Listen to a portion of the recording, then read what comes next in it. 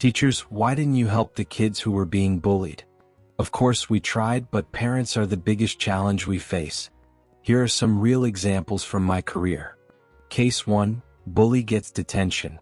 Parents complain that detention is unfair due to the child's age and that they can't be held during recess, lunch, or after school. Detention overturned. Bully suspended. Parents complain it's unfair because the child only made racist comments due to ADHD. Parents complain to the administration. Suspension overturned, bully moved to a different class. So many parents in the new class complain about the bully's presence that they're sent back to the original class. Bully calls a kid the N-word. Parents are called. The bully's parent responds, "Well, he is an N-word, isn't he? What's the problem?" Bully's parents are called again. They threaten to sue the school because the bully is autistic and therefore can't be held responsible for their actions. The bully gets away with it. Case 2.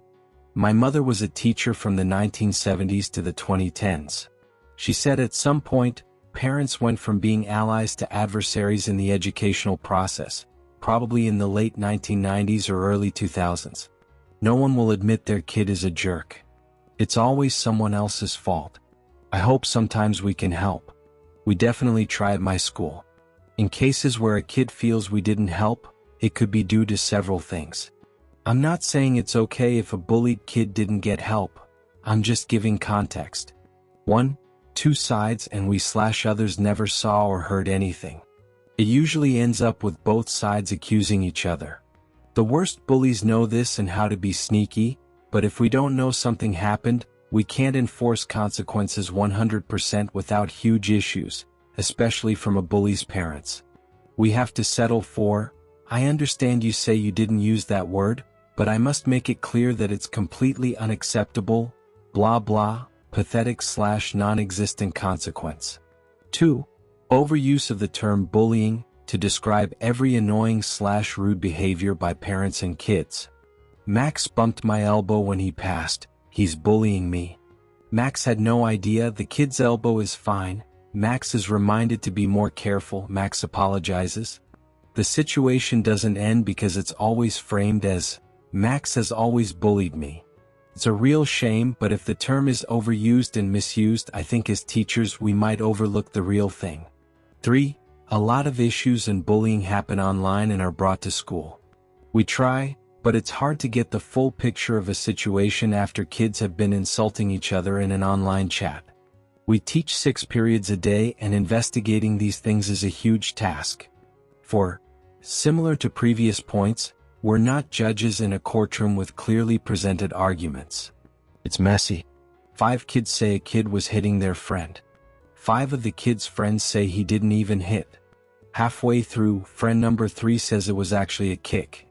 A kid from another grade comes up and says, "I saw it all, and the victim and their friends stole the kid's hat."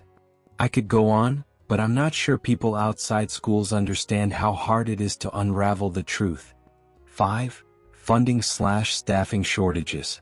Teachers have lessons to teach, and there's not enough money for staff with more available pastoral care roles. 6. Every parent believing their kid. I feel like I'll be downvoted to oblivion for this, and maybe I'm giving the wrong impression that my colleagues and I don't care or try. We care deeply. We do what we can, especially if we know what happened. We try to listen, get to the truth, and be fair in our response. It's just really hard. Some would say, start by believing every kid. But guess what? The bully says they didn't bully and are the victim, so believing everyone is contradictory. And guess what else? Often the bully is a victim of someone else. Case 3. I used to be a primary school teacher, and one student in my class came from a traumatic background and kept hitting classmates. Every day at least one kid came crying because he threw punches. As much as we wanted to keep him inside, away from other kids at all times, or physically restrain him, the reality is that doing so can have serious consequences for the school and teachers involved. In the end, we could only tell kids to stay away from him, have the duty teacher in the playground watch him, and separate him from fights when he started acting out. Case 4.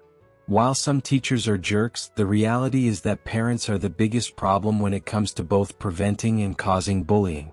Families inflict trauma on their kids who then take it out on others. Families who think their kids can do no wrong threaten to sue the school or teacher for laying hands on their child. The administration is also a big part of why teachers don't know what to do or how to help kids. Lack of procedure for responding to bullying.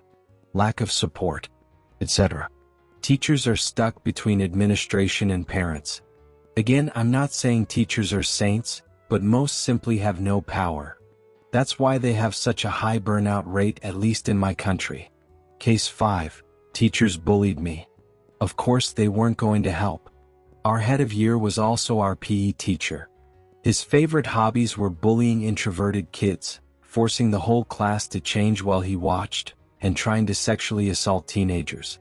He also believed bullying didn't exist and encouraged stronger, athletic kids to take their peers' torment to new levels. Case 6. Some helped, others joined in. I saw a teacher mock a poor student to her face in front of the class, and that was in high school. He just didn't care. Case 7. I work in schools and both teachers and aides can be very cliquey. I've often seen staff gang up against other staff they didn't like, making the workplace hell. I've seen it in different school districts, and now I feel the job or school environment breeds bullies. Case 8. As a high school teacher who was once bullied, addressing bullying is deeply personal and incredibly difficult. There are several reasons it's often mishandled, none malicious. One, we don't always see it. With 30 to 40 students per class and one adult in the room, it's impossible to catch everything. Many students assume we ignore bullying, but often we genuinely don't know what's happening. In PE, rough interactions can look like bullying or play. It's hard to tell without deep knowledge of each relationship. 2, we're not trained for this.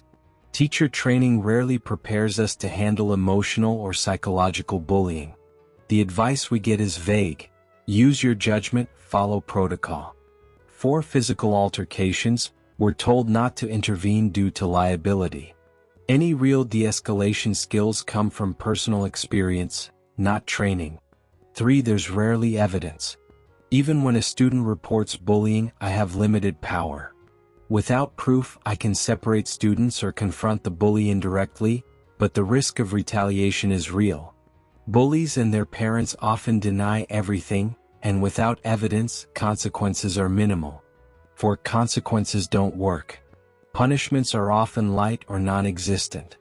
Even serious disruptions may only lead to in-school suspension, sometimes reversed early by administration without informing teachers.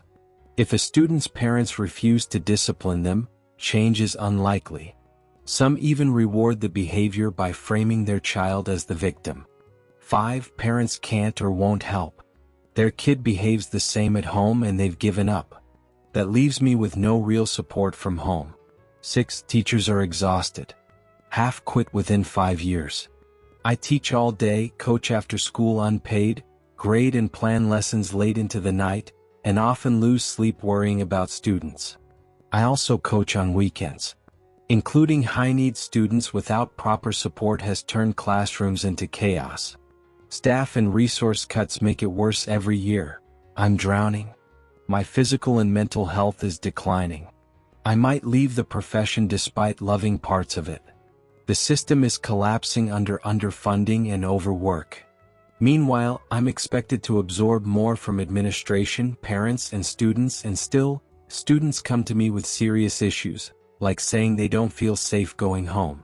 It's an honor they trust me, but handling that on top of everything else is crushing. Please appreciate your kids' teachers, especially the young ones. Even a short thank you email means everything. Many of us are barely holding on. Case 9. As a student teacher, I tried. The stupid culture and administration got in the way.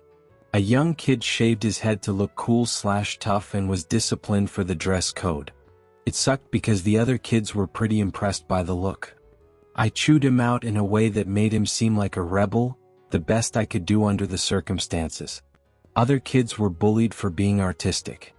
I had them draw illustrations of the other kids, which was a hit, or do graffiti-style graphic design or designs based on popular bands of the time. I think it helped a bit. I think there's more you can do to encourage kids' outlets productively or help them build undeniably cool or useful skills than punish bullies.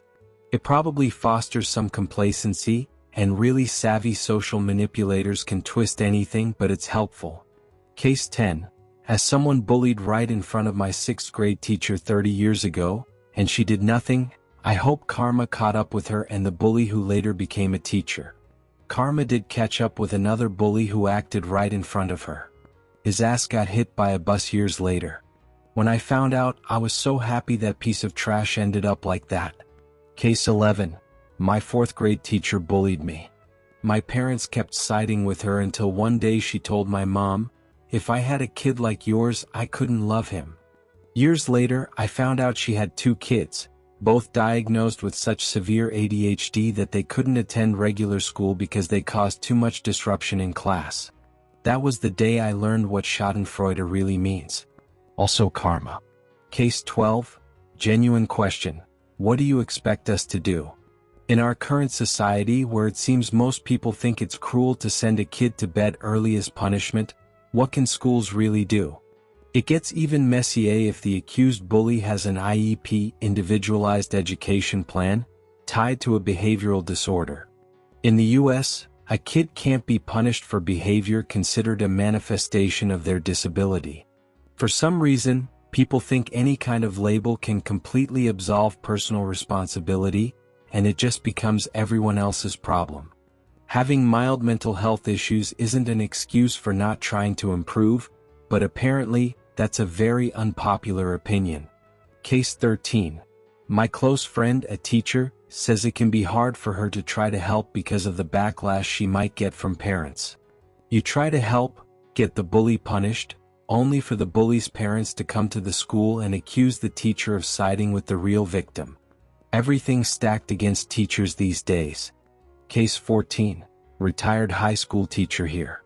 Bullies at the high school level can be very sneaky about it. It often happens in the bathroom where teachers usually don't go. And of course now it happens online, where it's even harder to do anything. I used to resent teachers for this until one told me, "Look, you've got obvious stuff, physical things, we can do something about, but it usually means the victim gets the same punishment. Sometimes you have no choice. Sometimes victims snap and attack the bully. Part of you thinks the bully deserves it, but legally you have to stop the fight. But most bullying is psychological. Putting trash in a kid's lunch tray, spreading rumors, sexual shaming, exclusion, turning friends against them. There's nothing we can do or prove even if we see it. Kids know telling us doesn't change anything or makes it worse. Educators are apathetic or powerless because what the bullied kid doesn't and can't understand is that almost everyone is going through the same thing they are. And we see dozens of kids every period. I'm just one person. They help themselves. They snap or they suffer. No one will save them because it can be practically impossible. At least at my school. The way our support system is set up, bad behavior is kind of rewarded. Kids who cause trouble have way more leeway before seeing consequences, and they're pulled out of class to play basketball or whatever just to help them regulate. If a student is naughty enough, they don't really see consequences because consequences just stir up their temper. Plus, consequences just aren't what they used to be. We have to be too careful. So, kids in that category are often the bullies. This means they feel they can act with impunity, which they absolutely can.